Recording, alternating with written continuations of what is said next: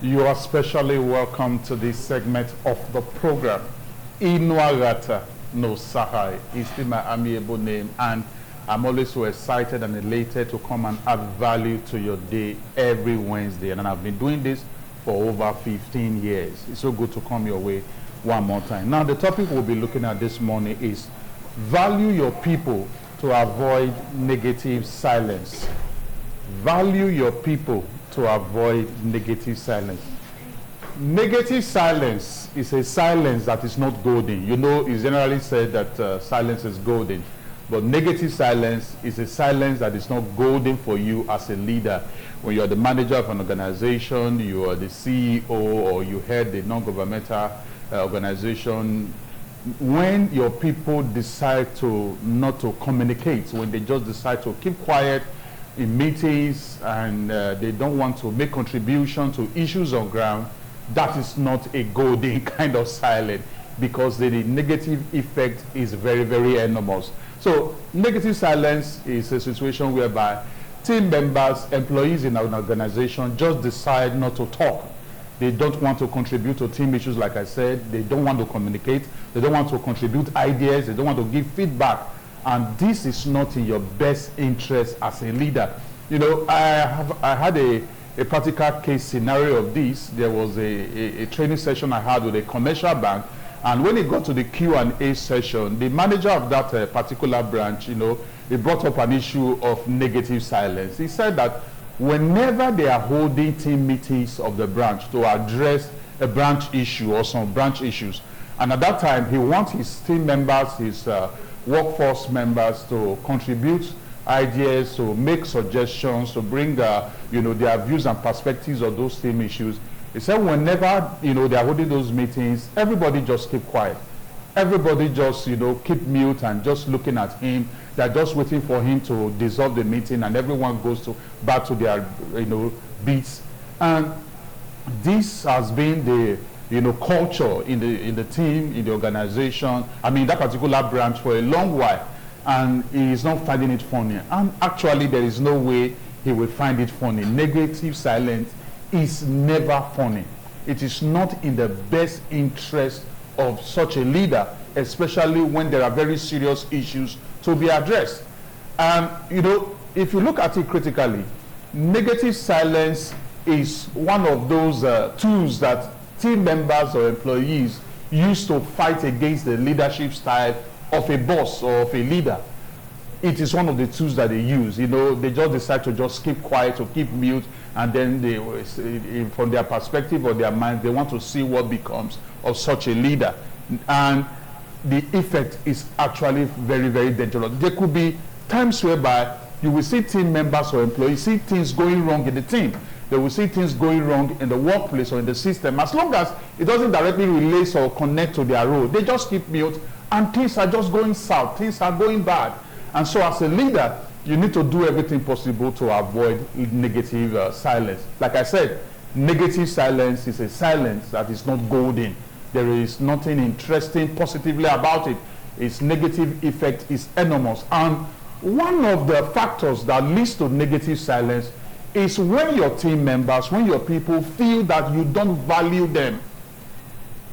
Now, this is very serious. When they feel that you don't value them, it results to negative silence. And as a leader, you need to understand very well that at the core of leadership is value for people. So as a leader, make value for your people the core value in your leadership drive.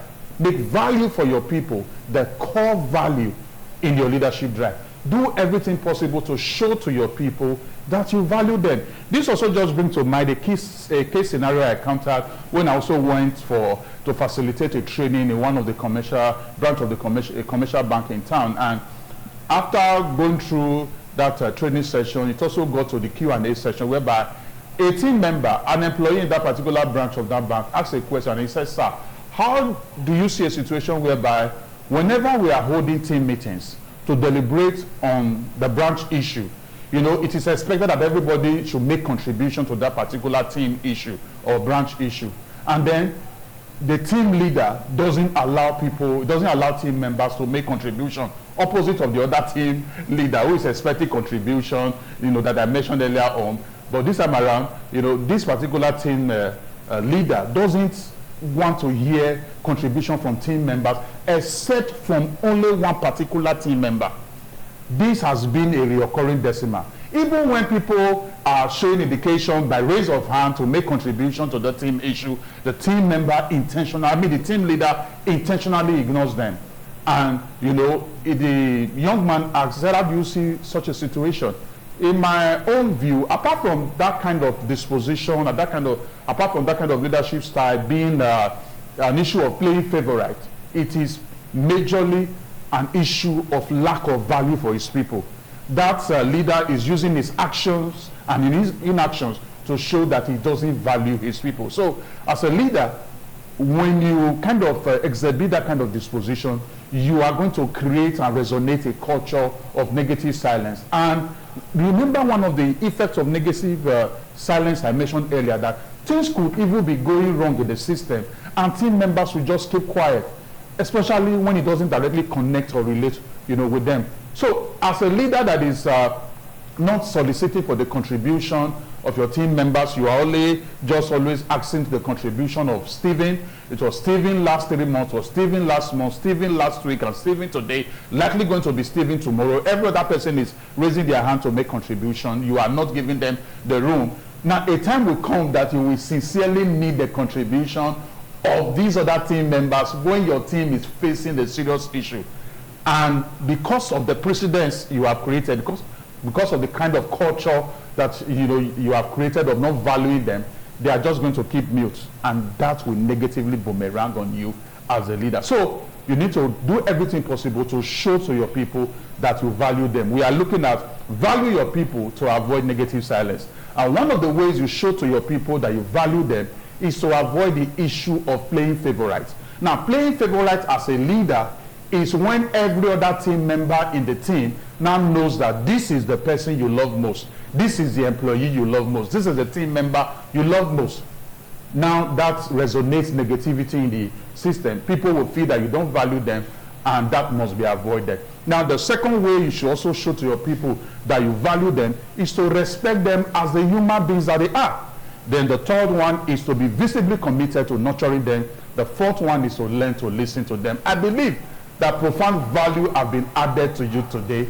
Let's continue on this note next week, Wednesday. And when I return, I'll remain the amiable Inuagata no Sahai. Your day is so blessed. Thank you.